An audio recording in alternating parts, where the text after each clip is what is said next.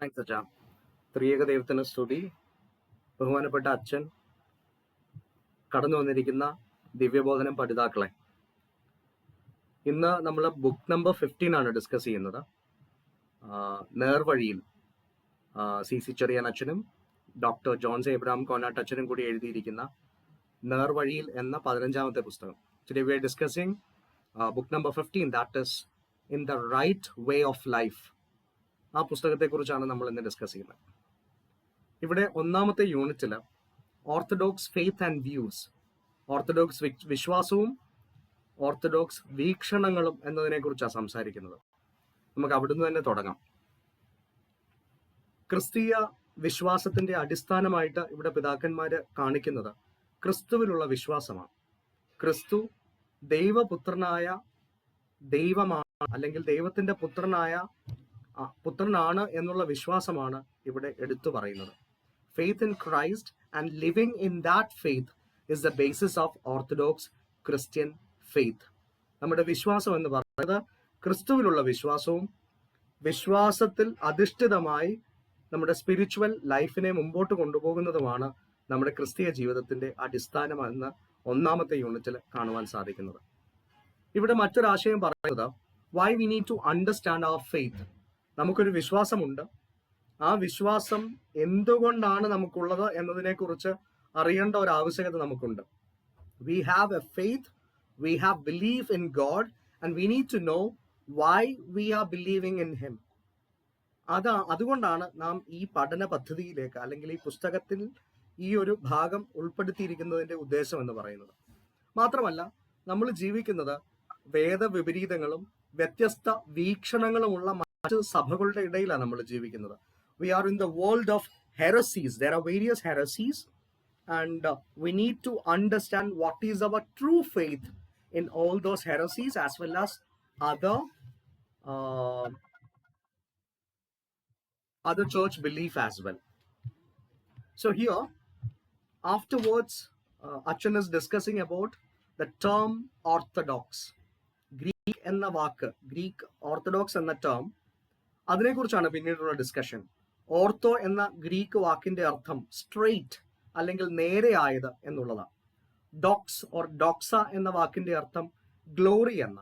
അപ്പം ഓർത്തഡോക്സ് എന്ന വാക്കിന്റെ അർത്ഥം ശരിയായി സ്തുതി അർപ്പിക്കുന്ന, അല്ലെങ്കിൽ ശരിയായി ആരാധിക്കുന്ന. നമ്മൾ സൺഡേ സ്കൂളിലൊക്കെ പഠിച്ചിട്ടുള്ള ഒരു കാര്യമാണ്. സ്തുതി ചൊവ്വാക്കപ്പെട്ട വിശ്വാസമാണ് നമ്മുടെ സഭയുടെ വിശ്വാസം. A worship that is straight or which is right in nature. അതാണ് ഓർത്തഡോക്സ് എന്ന വാക്കിന്റെ അർത്ഥം. ഓർത്തഡോക്സ് എന്ന സഭകളെ കുറിച്ച് പറയുമ്പോൾ പഴഞ്ചൻ സഭ എന്ന ഉപയോഗം, ഒരു വാക്ക് നമ്മുടെ പുസ്തകത്തിൽ ഉടനീളം കാണുവാൻ സാധിക്കുന്നുണ്ട്. വളരെ പഴഞ്ചനായ ഒരു ട്രഡീഷൻ ഫോളോ ചെയ്യുന്ന സഭയെന്ന് പൊതുവെ ഓർത്തഡോക്സ് സഭകളെ കുറിച്ച് പറയുന്നുണ്ട്. എന്നാൽ അത് തെറ്റായ ഒരു വീക്ഷണമാണെന്ന് ഈ പുസ്തകത്തിൽ എടുത്തു പറയുന്നുണ്ട്. So our church is not an old fashioned church, but the peculiarity of our church is that it can maintain, or it can follow, an orthodox Christian life in the light of age, nationalism, and language based on various cultural circumstances. പല ഭാഷകളില്, പല കാലഘട്ടങ്ങളില്, അല്ലെങ്കിൽ പല കൾച്ചറുകളില് orthodox സഭയ്ക്ക് ആ കൾച്ചറിലുള്ള തനിമ നിലനിർത്തിക്കൊണ്ട് മുൻപോട്ട് പോകുവാൻ സാധിക്കും എന്ന് പറയുകയാണ് ചെയ്യുന്നത്. അത്തരത്തിലാണ് ഓർത്തഡോക്സ് സഭയെ നമ്മൾ മനസ്സിലാക്കേണ്ടതും പഠിക്കേണ്ടതും. അതുപോലെ ഓർത്തഡോക്സ് സഭകളുടെ മറ്റൊരു പ്രത്യേകതയായിട്ട് ഇവിടെ ചൂണ്ടിക്കാണിക്കുന്നത്, എല്ലാ അപ്പോസ്തലന്മാർക്കും ഒരേ പ്രാധാന്യം കൊടുക്കുന്ന സഭയാണ് ഓർത്തഡോക്സ് സഭ. There is no supremacy for a particular apostle in Orthodox Church. All apostles are equal according to Orthodox Church belief. അടുത്തൊരു ആശയം വരുന്നത്, നമ്മുടെ സഭയിലെ, അല്ലെങ്കിൽ ഓർത്തഡോക്സ് സഭകളിലെ കൂദാശ അനുഷ്ഠാനങ്ങൾ നിർവഹിക്കപ്പെടണമെങ്കിൽ പൗരോഹിത്യ സ്ഥാനി ഉണ്ടാവണം. പൗരോഹിത്യ സ്ഥാനിയോടൊപ്പം തന്നെ വിശ്വാസികളും ഉണ്ടാകണം. So there should be a presence of priest as well as believers. Both should be there. അതിൻ്റെ ഒരു പ്രസൻസും യൂണിറ്റിയും ഒരുപോലെ ഉണ്ടാകുമ്പോഴാണ് നമ്മുടെ സഭയിൽ സാക്രമെന്റ്സും പ്രയേഴ്സും വർഷിപ്പും നടക്കുന്നത് എന്ന് പറയുന്നു.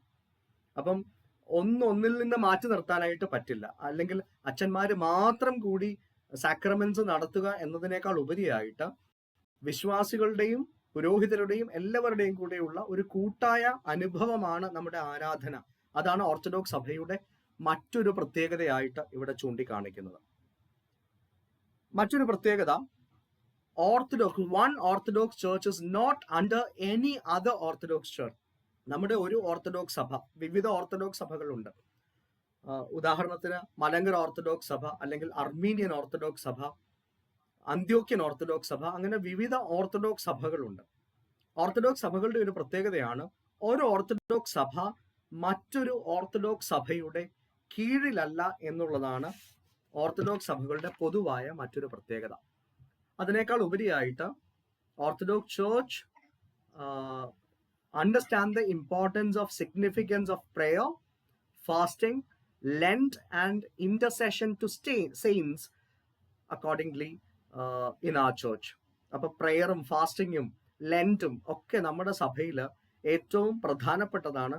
അതുകൂടാതെ ഇന്റർസെഷൻ ടു സെയിൻസ്, വിശുദ്ധന്മാരോടുള്ള മധ്യസ്ഥതയ്ക്കും നമ്മൾ പ്രാധാന്യം കൽപ്പിക്കുന്നുണ്ട്. അതിനുശേഷം കാണുന്ന മറ്റൊരു പ്രധാന ആശയം ഫെയ്ത്ത് ഇൻ ഹോളി ട്രിനിറ്റി, തൃത്വ ദൈവവിശ്വാസമാണ് നമുക്കുള്ളത്.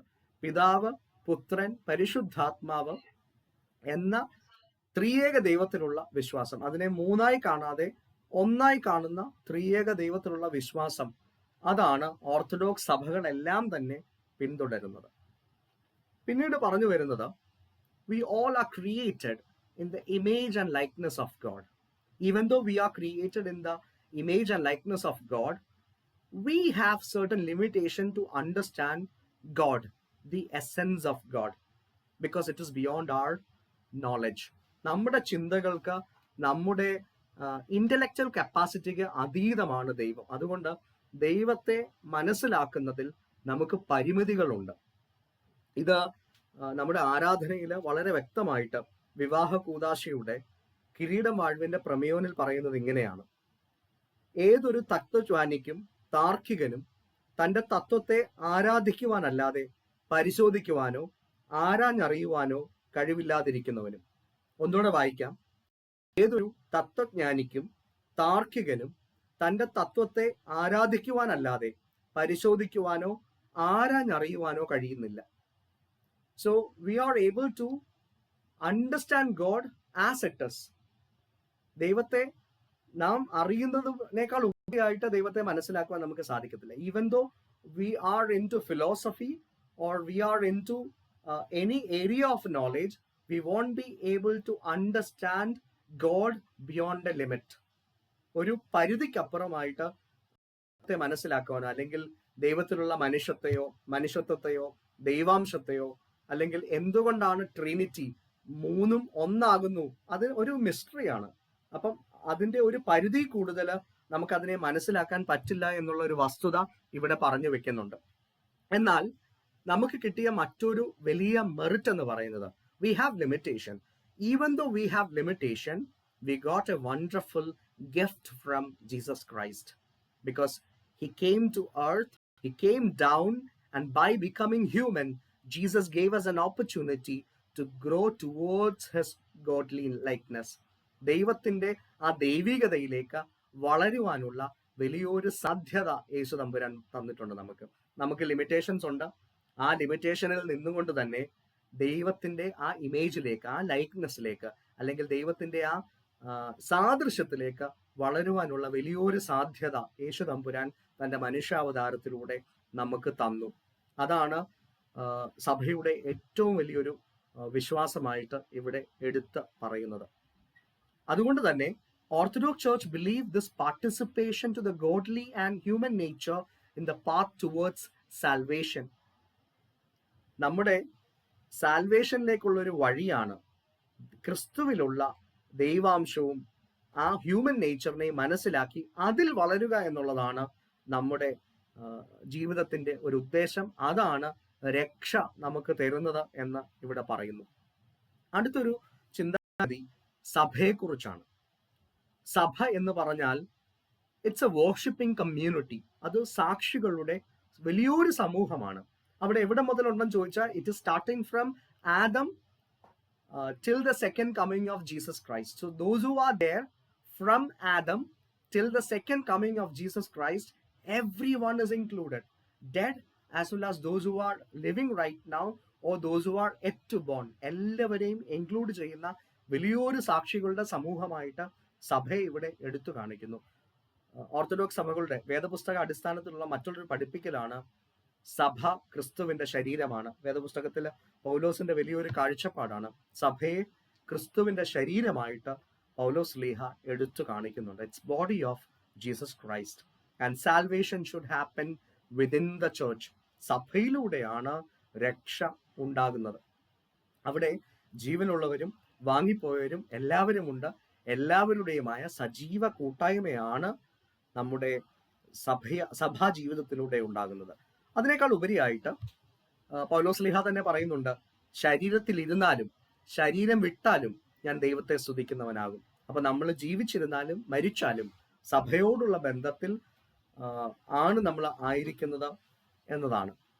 പ്രൊട്ടസ്റ്റന്റ് ആശയങ്ങളിൽ നിന്ന് ഓർത്തഡോക്സ് സഭയുടെ മറ്റൊരു കാതലടുപ്പിക്കലുകൾ, വിശ്വസിച്ചാൽ ഉടനെ രക്ഷ സാധ്യമല്ല. നമ്മൾ ഫേസ് ചെയ്യുന്ന ഒരു ചോദ്യമാണല്ലോ, നിങ്ങൾ രക്ഷിക്കപ്പെട്ടിട്ടുണ്ടോ, ആർ യു സേവ്ഡ് എന്നുള്ള ഒരു ചോദ്യം. ആ രക്ഷ എന്ന് പറയുന്നത് ഒരു സുപ്രഭാതം കൊണ്ടോ അല്ലെങ്കിൽ പെട്ടെന്ന് ഉണ്ടാകുന്നതല്ല, പൊടുന്നനവേ ഉണ്ടാകുന്നതല്ല. But it is a gradual process. നിരന്തരമായ രൂപാന്തരത്തിലൂടെയാണ് രക്ഷ സാധ്യമാകുന്നത്. Salvation is not at all instant, it is gradually happening through a spiritual transformation. നമ്മുടെ സ്പിരിച്വൽ ട്രാൻസ്ഫോർമേഷനിലൂടെ വളരെ ഗ്രാജുവൽ ആയിട്ട് സംഭവിക്കുന്ന ദൈവത്തിന്റെ ദാനമാണ്, ദൈവത്തിന്റെ കൃപയാണ് രക്ഷ എന്ന് പറയുന്നത്. It's a gift of God, it's grace of God, it's not a merit. അടുത്തൊരു പ്രധാനമായ ആശയം, sacraments are important for our spiritual growth. നമ്മുടെ ആത്മീക വളർച്ചയ്ക്ക് കൂദാശകൾ അഭിവാജ്യ ഘടകമാണ്. ആരാധിക്കുന്ന സമൂഹമാണ് സഭ. സഭയോടുള്ള ബന്ധത്തിൽ നാം ആരാധിക്കുമ്പോൾ കൂദാശകൾ നമ്മുടെ ജീവിതത്തിന്റെ ഭാഗമാകണം. അത് നമ്മളെ രക്ഷയിലേക്ക് നയിക്കുമെന്ന് പറയുന്നതിൽ സംശയമില്ല. Actually in our worship we being with Christ, partaking his life and redemption of mankind, that is important for our salvation. നമ്മൾ ആരാധിക്കുന്ന സമൂഹമാണ്. നമ്മൾ കൂദാശകളിലൂടെ ദൈവത്തെ ആരാധിക്കുമ്പോൾ ക്രിസ്തുവിന്റെ ജീവിതത്തിലും ക്രിസ്തുവിന്റെ രക്ഷാകര പദ്ധതിയിലും അല്ലെങ്കിൽ ആ രക്ഷാകര പ്രവൃത്തിയിലും നമ്മൾ ഭാഗവാക്കാകുകയാണ്. അങ്ങനെ ഭാഗവാക്കാകുന്നതാണ് നമ്മുടെ രക്ഷയുടെ ഒരു മാർഗമെന്ന് പറയുന്നത്. അത്തരണത്തിൽ ഒരു ദൈവീകരണം പ്രാപിക്കണം, തെയോസിന്റെ അനുഭവത്തിലേക്ക് നമ്മൾ വളരണം എന്ന ആശയമാണ് ഓർത്തഡോക്സ് സഭകൾ വിശ്വസിക്കുന്നത്. ദൈവീകരണം സാധ്യമാണ്. ഡീഫിക്കേഷൻ അല്ലെങ്കിൽ തെയോസിസ് എന്ന കൺസെപ്റ്റിലേക്ക്, എന്ന ഒരു ജീവിത അനുഭവത്തിലേക്ക് നമ്മൾ ആയിത്തീരണം എന്നുള്ളൊരു ആശയമാണ് പിന്നീട് പറയുന്നത്. As we discussed, God created us in his image and likeness, but that got diminished to our human fall. മനുഷ്യന്റെ വീഴ്ച കാരണം ആ ഇമേജും ലൈക്നെസ്സും നമ്മളിൽ നിന്ന് പതുക്കെ ക്രമേണ മാറിപ്പോയിട്ടുണ്ട്. But through the redemption of Jesus Christ, or redemption in Jesus Christ, and through holy baptism, we faithful are being preserving the image and likeness of God in us. പറഞ്ഞതുപോലെ തന്നെ യേശുവിന്റെ രക്ഷാകര പദ്ധതിയിലൂടെയും വിശുദ്ധ മാമോദീസ കൂദാശകളിലൂടെയും നാം ദൈവത്തിന്റെ ആ ഇമേജ് ആൻഡ് ലൈക്നെസ് നമ്മിൽ പ്രിസർവ് ചെയ്യുകയാണ്. അങ്ങനെ ഒരു അനുഭവം നമ്മുടെ ജീവിതത്തിൽ ഉണ്ടാകുകയും അതിലൂടെയാണ് നാം ദൈവീകരണത്തിലേക്ക് വളരുന്നത്. അപ്പം മാമോദീസയിലൂടെ ദൈവത്തിന്റെ ഇമേജ് ആൻഡ് ലൈക്നെസ് ആദമിന് നഷ്ടപ്പെട്ടത് നമുക്ക് തിരികെ ലഭിക്കുക, അല്ലെങ്കിൽ നമ്മൾ അതിനെ പ്രിസർവ് ചെയ്യുക. അതിനെ പ്രിസർവ് ചെയ്തതിന് ശേഷം we need to continue with that through our spiritual life with the church as well as through the help of sacraments. സഭയുടെ അനുഭവത്തിൽ, സഭയോടുള്ള വിശ്വാസത്തിൽ, കൗദാശിക ജീവിതത്തിലൂടെ നാം ഈ ദൈവീകരണത്തിലേക്ക് വളരണം. അല്ലെങ്കിൽ ആ ട്രാൻസ്ഫോർമേഷൻ നമ്മുടെ ജീവിതത്തിൽ ഉണ്ടാകുമ്പോഴാണ് ദൈവീകരണം ഉണ്ടാകുന്നത്. ദൈവ സ്വരൂപത്തിലേക്കുള്ള രൂപാന്തരമാണ് രക്ഷ എന്നാണ് പിതാക്കന്മാര് പഠിപ്പിക്കുന്നത്. The transformation into the nature or likeness of God is the true meaning of salvation. ആ സാൽവേഷനിലേക്ക് നമ്മൾ എത്തിച്ചേരുക എന്നുള്ളതാണ് ദൈവീകരണം എന്ന വാക്കുകൊണ്ട് ഉദ്ദേശിക്കുന്നത്. ഇനിയും അടുത്ത പറയുന്ന പ്രധാന ആശയം, which all are the main emphasis of orthodox spirituality. Orthodox സ്പിരിച്വാലിറ്റിയുടെ കാതലായ ആശയങ്ങൾ എന്തെന്നുള്ളതാണ് അടുത്തത് നമ്മൾ ചിന്തിക്കുന്നത്. ഒന്നാമത്, Christian goal of life is the unification with God and transformation through theosis. നമ്മൾ ഓൾറെഡി theosis അല്ലെങ്കിൽ ദൈവീകരണം എന്നതിനെ കുറിച്ച് പറഞ്ഞു. അപ്പം ഓർത്തഡോക്സ് വിശ്വാസത്തിൽ നമ്മുടെ ക്രിസ്തീയ ജീവിതത്തിന്റെ ഏറ്റവും പരമമായ ലക്ഷ്യം എന്ന് പറയുന്നത് യൂണിഫിക്കേഷൻ വിത്ത് ഗോഡ്, ദൈവത്തോടുകൂടി ചേരുകയാണ്. അതോടൊപ്പം ഒരു ട്രാൻസ്ഫോർമേഷൻ ഉണ്ടാകണം. എങ്ങോട്ടാണ് ട്രാൻസ്ഫോർമേഷൻ ഉണ്ടാകേണ്ടത്? ദൈവത്തിന്റെ ഇമേജ് ലൈക്നെസ്സിലേക്ക് ഒരു ട്രാൻസ്ഫോർമേഷൻ, തെയോസിസിലൂടെ ദൈവീകരണം ഉണ്ടാകണം. അതാണ് ഒന്നാമത്തെ ആശയം. രണ്ട്, to achieve this divine grace and human mind should act together. To achieve this goal, divine grace should be there and human mind should act together. രണ്ട് കാര്യങ്ങൾ ഒരുമിച്ച് നടന്നുവെങ്കിൽ മാത്രമേ ഈ ലക്ഷ്യത്തിലേക്ക് എത്തുവാൻ നമുക്ക് സാധ്യമാകുകയുള്ളൂ. ഒന്ന്, ഇറ്റ്സ് ഡിവൈൻ ഗ്രേസ്, ദൈവത്തിന്റെ കൃപയാണ്. ദൈവത്തിന്റെ കൃപയോടൊപ്പം നാം നമ്മെ തന്നെ ദൈവസന്നിധിയിൽ സമർപ്പിക്കണം. നമ്മുടെ മനസ്സ് ദൈവത്തിന്റെ സന്നിധിയിലായി തീരണം. ഈ രണ്ട് കാര്യങ്ങൾ സംഭവിക്കുമ്പോഴാണ് there will be a unification with God and moreover a transformation towards theosis. അതാണ് രണ്ടാമത് പറയുന്ന ആശയം. മൂന്ന്, devotion and discipline help us to raise to the divine segment. നമുക്കൊരു ഡിവോഷൻ ഉണ്ടാകണം, ഒരു ഡിസിപ്ലിൻഡ് ലൈഫ് ഉണ്ടാകണം, ആരാധനാ ജീവിതം ഉണ്ടാകണം, നിഷ്ഠയോടുകൂടിയുള്ള ആരാധനാ ജീവിതം ഉണ്ടാകണം. അത് സ്വായത്തമാകുന്നത് പരിശുദ്ധാത്മാവിന്റെ കൃപയോടുകൂടിയാണ്. So it is only possible through the guidance of Holy Spirit. So that should happen accordingly. And the fourth point, spiritual growth is accomplished through holy mysteries of the church, that is sacraments. സഭയുടെ വിശുദ്ധ രഹസ്യങ്ങളിലൂടെയാണ് നമ്മുടെ ആത്മീക വളർച്ച അല്ലെങ്കിൽ spiritual growth ഉണ്ടാകുന്നതെന്നാണ് പിന്നീട് പറയുന്ന ആശയം. അപ്പം കൂദാശകൾക്ക് നമ്മുടെ ആത്മീക വളർച്ചയ്ക്ക് വളരെ പ്രധാനമായൊരു സ്ഥാനം ഓർത്തഡോക്സ് സഭകൾ നൽകുന്നു. അടുത്ത അഞ്ചാമതായുള്ള ആശയം, കമ്മ്യൂണിയൻ വിത്ത് സെയിൻസ് സസ്റ്റെയിൻസ് സ്പിരിച്വാലിറ്റി. നമ്മുടെ ഉള്ളിലുള്ള ആത്മീയതയെ സസ്റ്റെയിൻ ചെയ്യാൻ നമ്മെ സഹായിക്കുന്നത് കമ്മ്യൂണിയൻ വിത്ത് സെയിന്റ് ആണ്. മാത്രമല്ല നമ്മുടെ ആരാധനയിൽ നമ്മൾ ഐക്കൺസ് യൂസ് ചെയ്യുന്നുണ്ട്. ഐക്കൺസ് എന്നുള്ളത് പ്രാർത്ഥനയോടുകൂടി വരയ്ക്കുന്ന ക്രിസ്തുവിൻ്റെയും വിശുദ്ധന്മാരുടെയും കന്യകമറിയാം ഉൾപ്പെടെയുള്ള വിശുദ്ധന്മാരുടെയും ചിത്രങ്ങളാണ്. അതാണ് ഐക്കൺസ്. അടുത്തത്, ഇതോടൊപ്പം നമ്മുടെ നല്ല പ്രവർത്തികൾ, we need to have good deeds to lead up towards that spirituality. അപ്പൊ ആ സ്പിരിച്വാലിറ്റിയിലേക്ക് എത്തുവാൻ നമ്മുടെ നല്ല പ്രവർത്തികൾ ഉണ്ടാകണം. അതോടൊപ്പം മെഡിറ്റേഷൻ ഷുഡ് ബി ദെയർ. ദൈവത്തിന്റെ സന്നിധിയിൽ ധ്യാനാത്മകമായിട്ട് ഇരിക്കുവാൻ നമുക്ക് സാധിക്കണം. അതോടൊപ്പം നമ്മുടെ ഇന്ദ്രിയങ്ങളെ നമ്മൾ കൺട്രോൾ ചെയ്യണം. We need to control our passion to grow into the fullness of that divine nature. ഇന്ദ്രിയ ജയം കൂടി സ്വായത്തമാകുമ്പോഴാണ് ആ ഡിവൈൻ നേച്ചറിലേക്ക് എത്തിച്ചേരുവാനായിട്ട് നമുക്ക് സാധിക്കുന്നത്.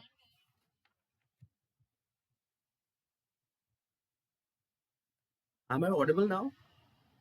Yes. Okay. എവിടുന്നാ ഡിസ്കണക്ട് ആയേ?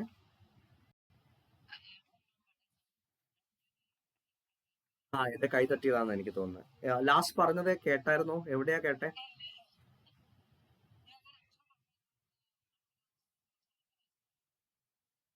Okay, which point I mentioned?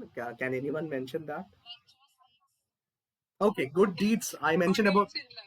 Oh, okay, exactly. So, along with all the points we discussed, I discussed almost 5 points, and the sixth point was good deeds. നമ്മുടെ നല്ല പ്രവർത്തികൾ ഉണ്ടാകണം. അതാണ് നമ്മളെ സ്പിരിച്വാലിറ്റിയിലേക്ക് നയിക്കുന്നത്. Along with that, we need to have meditation in our life. ധ്യാനാത്മകമായ ജീവിതം ഉണ്ടാകണം. And moreover, we need to control our passion. We need to control all our passion to grow to the fullness of that enlightened divinity. അപ്പം ആ ആശയങ്ങളാണ് ഇവിടെ പ്രധാനമായിട്ട് പറയുന്നത്. ഇന്ദ്രിയ ജയത്തിലൂടെ ആത്മീയ പരമമായ അവസ്ഥയിലേക്ക് എത്തിച്ചേരുവാനായിട്ട് നമുക്ക് സാധിക്കണം എന്നും. പിന്നീട് പറയുന്നത് ഓർത്തഡോക്സ് സഭകളെ കുറിച്ച് പറയുമ്പോഴും നമുക്കൊക്കെ നമ്മൾ എപ്പോഴും കംപ്ലൈന്റ് പറയുന്ന ഒരു കാര്യമാണ്, ഓർത്തഡോക്സ് സഭകളുടെ പ്രാർത്ഥനകൾക്കും ആരാധനകൾക്കും വളരെ ഉണ്ടെന്ന് നമ്മൾ പറയുന്നുണ്ട്, അല്ലെങ്കിൽ നമുക്ക് നോമ്പുകളുടെ എണ്ണം കൂടുതലാണ് എന്നൊക്കെയുള്ള പഴി നമ്മൾ പലപ്പോഴും പറയാറുണ്ട്, കേൾക്കാറുണ്ട്. ഓർത്തഡോക്സ് സഭയുടെ മറ്റൊരു പ്രത്യേകതയാണ് നിഷ്ഠയുള്ള ആരാധന ശൈലിയാണ്. It's well disciplined spiritual life. That well disciplined spiritual life is required for salvation. അതാണ് പിന്നീട് പറഞ്ഞു വെക്കുന്ന ആശയം. പിന്നീട് ഓർത്തഡോക്സ് സഭകളൊക്കെ തന്നെയും വിവിധ രാഷ്ട്രങ്ങളിലുള്ള സഭകളാണ്. പിന്നീട് പറയുന്നത് സഭയും രാഷ്ട്രവും എന്നുള്ള ഒരു കൺസെപ്റ്റാണ്. വിവിധ രാഷ്ട്രങ്ങളിലുള്ള സഭകളാണ്. എന്നാൽ 3 തരമുണ്ട് അവിടെ. In certain churches they have persecution. വിവിധ പീഡകളിലൂടെ കടന്നു പോകുന്ന സഭകളാണ്. But in some church there is nothing like that. No persecution at all, because those who are in power, they are from the church. അങ്ങനെയുള്ള ചർച്ചുകൾ, എസ്പെഷ്യലി അർമീനിയ പോലുള്ള ചർച്ചുകളിൽ ആ ഒരു കൺസെപ്റ്റാണ് ഉള്ളത്. എന്നാൽ ഇന്ത്യയിൽ വളരെ സെക്കുലർ നേച്ചറുമാണ് ഇന്ത്യയിലുള്ളത്. ഇന്ത്യയിൽ വലിയ ബുദ്ധിമുട്ടുകളൊന്നും നമുക്ക് അനുഭവപ്പെടുന്നില്ല, ഇനിയും എന്താകുമെന്ന് നമുക്ക് അറിയത്തുമില്ല. സോ അങ്ങനെയുള്ള ആശയങ്ങൾ പറഞ്ഞവിടെ അവസാനിപ്പിക്കുന്നു. Now the next important point is the comparison between spirituality of West and the East. വെസ്റ്റും ഈസ്റ്റും തമ്മിലുള്ള സ്പിരിച്വാലിറ്റിയുടെ ഒരു ഡിഫറൻസിനെ കുറിച്ചാണ് അടുത്തത് പറഞ്ഞു വെക്കുന്നത്. വെസ്റ്റിനെ കുറിച്ച് പറയുമ്പോൾ it's more intellectual in nature, because യുക്തിപരമായ ആശയങ്ങളെ വിശ്വസിക്കുന്ന ഒരു കൺസെപ്റ്റാണ് വെസ്റ്റിലുള്ളത്. So people from west, or the spirituality from west, they are more into intellectual coordination of thoughts. If we can't understand something with our intellectuality, we can't believe. So that is the aspect towards West. But in East, there is nothing like that. We completely believe in the guidance of Holy Spirit, and which is above our intellect and logic. നമ്മുടെ യുക്തി കൊണ്ട് ദൈവത്തിന്റെ രഹസ്യങ്ങളെ അളക്കാൻ നമുക്ക് പറ്റില്ല എന്ന് ഈസ്റ്റിൽ വിചാരിക്കുന്നുണ്ട്. എന്നാൽ വെസ്റ്റിൽ it's all about intellectual capability, യുക്തിപരമായി കാര്യങ്ങളെ വീക്ഷിക്കുകയാണ്. രണ്ടാമത്തെ ആശയം വെസ്റ്റ് ആണ് ആദ്യം പറയുന്നത്. It's more into individualistic spirituality. ഒരു വ്യക്തിയിൽ കേന്ദ്രീകൃതമായാണ് കൂടുതലും, അല്ലെങ്കിൽ ഒരു വ്യക്തിയുടെ രക്ഷ എന്ന ആശയം അവിടെ വരുന്നു. എന്നാൽ ഈസ്റ്റിലേക്ക് വരുമ്പോൾ it's corporate spirituality, it's all together. കൂട്ടായ രക്ഷയാണ് ഈസ്റ്റിൽ നമ്മൾ പ്രാധാന്യം കൊടുക്കുന്നത്. പിന്നെയും വെസ്റ്റിലേക്ക് വരുമ്പോൾ emphasis is only on truths which we can comprehend. നമ്മുടെ സെൻസിന്, അല്ലെങ്കിൽ നമ്മുടെ കണ്ണിന് കാണാത്തതിനെ വിശ്വസിക്കുന്ന ഒരു പാരമ്പര്യം വെസ്റ്റിലില്ല. എന്നാൽ ഈസ്റ്റിലേക്ക് വരുമ്പോൾ we may believe everything which is visible or even invisible, or those things which above our intellectual capability, which is similar to the first point that we discussed. Now coming to the fourth point, മനുഷ്യൻ ഒരു പാപിയാണ്. Man being a sinner maintain a wide gap with God. ഇത് വെസ്റ്റിന്റെ കൺസെപ്റ്റാണ്.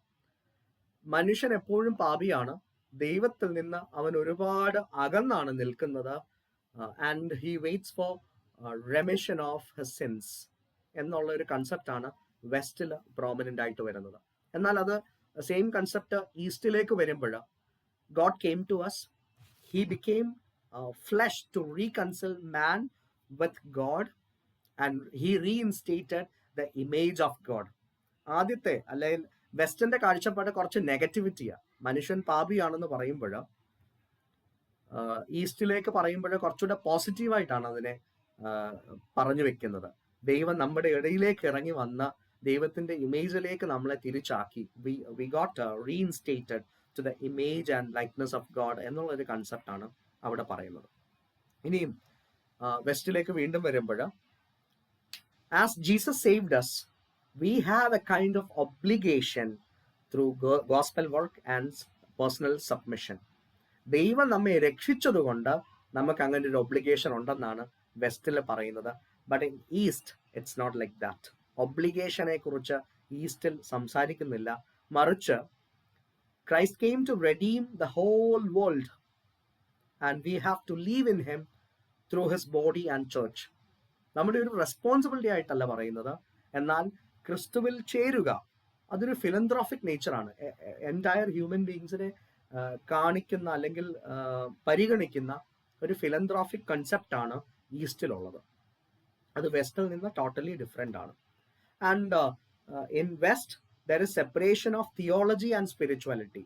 വേദശാസ്ത്രവും ആധ്യാത്മികതയും രണ്ടും രണ്ടാണെന്നാണ് വെസ്റ്റിൽ പറയുന്നത്. എന്നാൽ ഈസ്റ്റിലേക്ക് വരുമ്പോൾ ഇത് രണ്ടും സെപ്പറേറ്റ് ചെയ്യാൻ പറ്റില്ല. Theology based in spirituality, or theological viewpoint which is based in spirituality. വേദശാസ്ത്രം എന്ന് പറയുന്നത് നമ്മുടെ ആധ്യാത്മികതയിൽ ചേർത്ത് നിർത്തി അതിനെ സംസാരിക്കണം എന്നൊരാശയം ഈസ്റ്റ് വെസ്റ്റ് ഡിഫറൻസിൽ കാണുന്നുണ്ട്. അടുത്തത് വെസ്റ്റിന്റെ മറ്റൊരു പ്രധാന ആശയം separation of divinity and humanity. ക്രിസ്തുവിന്റെ ദൈവത്വവും അല്ലെങ്കിൽ മനുഷ്യത്വവും രണ്ടും രണ്ടാണെന്ന് വെസ്റ്റ് പറയുമ്പോൾ ഈസ്റ്റ് പറയുന്നത് both are same, both are unified in Christ. ഇതിനെ സെപ്പറേറ്റ് ചെയ്ത് കാണിക്കാൻ പറ്റില്ല. Which is unified in Christ എന്നുള്ള ആശയമാണ് അവിടെ പറഞ്ഞു വെക്കുന്നത്. I hope you understood the difference between West and East, especially in terms of spirituality. I hope you are able to follow me, right? Kindly respond.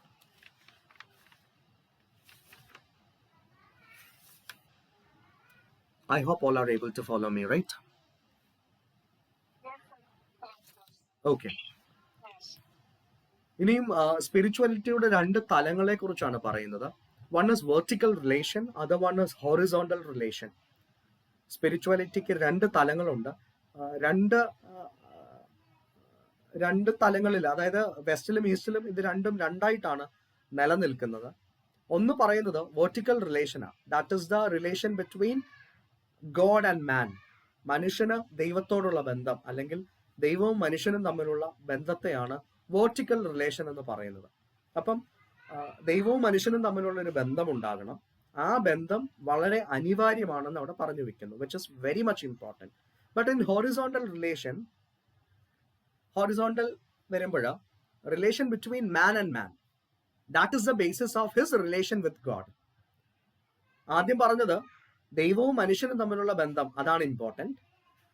മനുഷ്യരെ കുറിച്ച് അവിടെ അധികം സംസാരിക്കുന്നില്ല. എന്നാൽ ഹോറിസോണ്ടൽ റിലേഷനിൽ, which is horizontal nature, there are two human beings or more than that. We need to analyze the relation between those two human beings, and on basis of that relation there will be a wonderful relation of that person with the God. ചുരുക്കം പറഞ്ഞാൽ നമ്മുടെ അടുത്തുള്ള അല്ലെങ്കിൽ നമുക്ക് കണ്ണിന് കാണുന്ന സഹോദരനെ നമുക്ക് സ്നേഹിക്കാൻ പറ്റില്ലെങ്കിൽ ദൈവത്തെ സ്നേഹിക്കാൻ കഴിയില്ല എന്ന് വേദപുസ്തകത്തിൽ കാണുന്നതിന്റെ ഒരു സമാനമായ ആശയമാണ് ആ ഹോറിസോണ്ടൽ റിലേഷൻഷിപ്പിൽ നമുക്ക് കാണുവാൻ കഴിയുന്നത്. അപ്പം നമ്മൾ വെർട്ടിക്കൽ ആണോ ഹോറിസോണ്ടൽ ആണോ എന്ന് ചോദിച്ചു കഴിഞ്ഞാൽ ആ ചർച്ച് ഈസ് ഫോളോയിങ് ബോത്ത്. രണ്ടിൻ്റെയും ആശയമാണ് നമ്മുടെ സഭ സംശീകരിക്കുന്നത്. അതായത് ആദ്യം നമുക്ക് ദൈവത്തോട് ഒരു വ്യക്തമായ ബന്ധം ഉണ്ടാകണം, അതോടൊപ്പം പ്രവൃത്തിയും അതിന് സമാനമായി ഉണ്ടാകണം. വിശ്വാസവും ഉണ്ടാകണം, പ്രവൃത്തിയും ഉണ്ടാകണം. രണ്ടും ഇമ്പോർട്ടൻ്റ് ആണ്. So both aspects are there in Indian church. അതും അവിടെ പറഞ്ഞു വെക്കുന്നുണ്ട്. അടുത്തത് സ്നേഹവും നീതിയും എന്ന ആശയം. ആരാധിക്കുന്ന ഒരു സമൂഹമുണ്ട്. ആ ആരാധിക്കുന്ന സമൂഹത്തിൽ there should be love as well as virtue. ലവും വേർച്യൂവും അവിടെ ഉണ്ടാകണം, നീതിയുള്ള പ്രവൃത്തി ഉണ്ടാകണം, ആരാധിക്കുന്ന സമൂഹത്തിൽ പങ്കിടുന്ന അനുഭവം ഉണ്ടാകണം. So we have a community that prays together and we need to share as well. So that is the concept of church life, അല്ലെങ്കിൽ സഭാ ജീവിതം എന്ന് പറയുന്നത് അത് തന്നെയാണെന്ന് ഇവിടെ പറയുന്നുണ്ട്. And more over the foundation of spirituality is church life. നമ്മുടെ സ്പിരിച്വാലിറ്റിയുടെ ഫൗണ്ടേഷൻ എന്ന് പറയുന്നത് ക്രിസ്തീയ ജീവിതമാണ് എന്ന് പറയുന്നതിൽ യാതൊരു സംശയവുമില്ല. അപ്പൊ സഭയോടുള്ള ചേർന്നുള്ള ജീവിതം ഉണ്ടാകുമ്പോഴാണ് സ്പിരിച്വാലിറ്റിയുടെ അടിസ്ഥാനം ഉണ്ടാകുന്നത്. അതായത് ക്രിസ്തുവിന്റെ ശരീരമായ സഭയിലെ സജീവ പങ്കാളിത്തം, അതിലൂടെയാണ് നമ്മൾ ആത്മീയത പരിശീലിപ്പിക്കുന്നത്. അല്ലെങ്കിൽ നമ്മൾ സ്പിരിച്വൽ ആകുന്നത് എങ്ങനെയാണ്? സഭയിലുള്ള പങ്കാളിത്തം, സഭയിലുള്ള സജീവ പങ്കാളിത്തം. അത് കുർബാന അനുഭവത്തിലൂടെ, കൂദാശകളിലുള്ള അനുഭവത്തിലൂടെ, പ്രാർത്ഥനകളിലൂടെ, നമ്മുടെ യാമ നമസ്കാരങ്ങളിലൂടെ, അങ്ങനെ എല്ലാ കാര്യങ്ങളിലൂടെയും നമുക്ക് നമ്മുടെ സ്പിരിച്വാലിറ്റിയെ വളർത്തുവാൻ സാധിക്കും, അല്ലെങ്കിൽ അതിനെ പരിശീലിപ്പിക്കാൻ സാധിക്കും എന്ന് പറയുന്നതിൽ സംശയമില്ല. ഇനിയും അടുത്തത് വരുന്നത് ഏർലി ചേർച്ചിന്റെ സ്ക്രിപ്ചറിനെ എങ്ങനെ കണ്ടു എന്നുള്ളതിനെ സംബന്ധിച്ചുള്ള ആശയങ്ങളാണ്. So here it is explained, early church was attracted towards the advice from Christ and his life.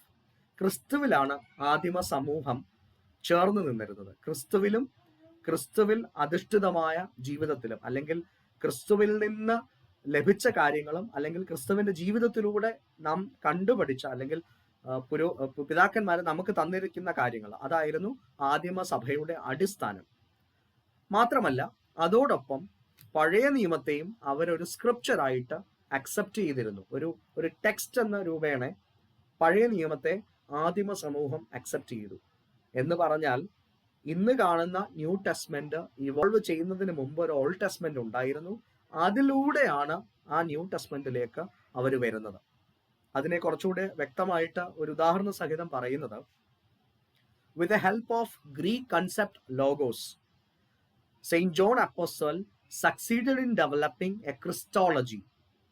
അപ്പം ഗ്രീക്ക് കൾച്ചറിനെ അഡോപ്റ്റ് ചെയ്ത് ഒരു ക്രിസ്റ്റോളജി ഉണ്ടാക്കാനായിട്ട് യോഹന്നാൻ ശ്രമിക്കുകയാണ്. അപ്പൊ അങ്ങനെ വിവിധ കാഴ്ചപ്പാടുകളിലൂടെയാണ് നമുക്കൊരു റിട്ടൺ കോഡ് ഓഫ് കണ്ടക്ട്, അല്ലെങ്കിൽ ഒരു റിട്ടൺ ബൈബിളിലേക്ക് നമ്മൾ എത്തുന്നത് എന്നുള്ളത് കൺസെപ്റ്റാണ്. ഇവിടെ പറഞ്ഞു വെക്കുന്നത്, we have written as well as unwritten loss.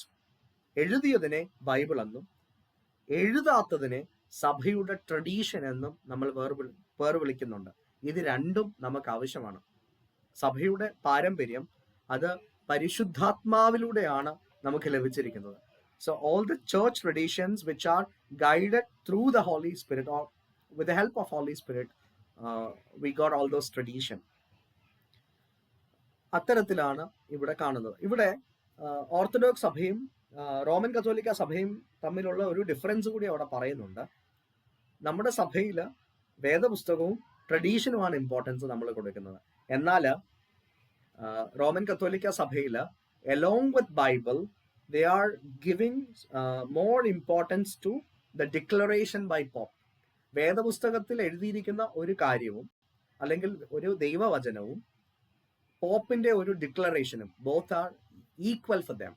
But നമ്മുടെ സഭ അത് വിശ്വസിക്കുന്നില്ല എന്നുള്ളതാണ് ഇവിടെ നാം മനസ്സിലാക്കേണ്ടത്. So we are into Bible as well as the tradition that we got from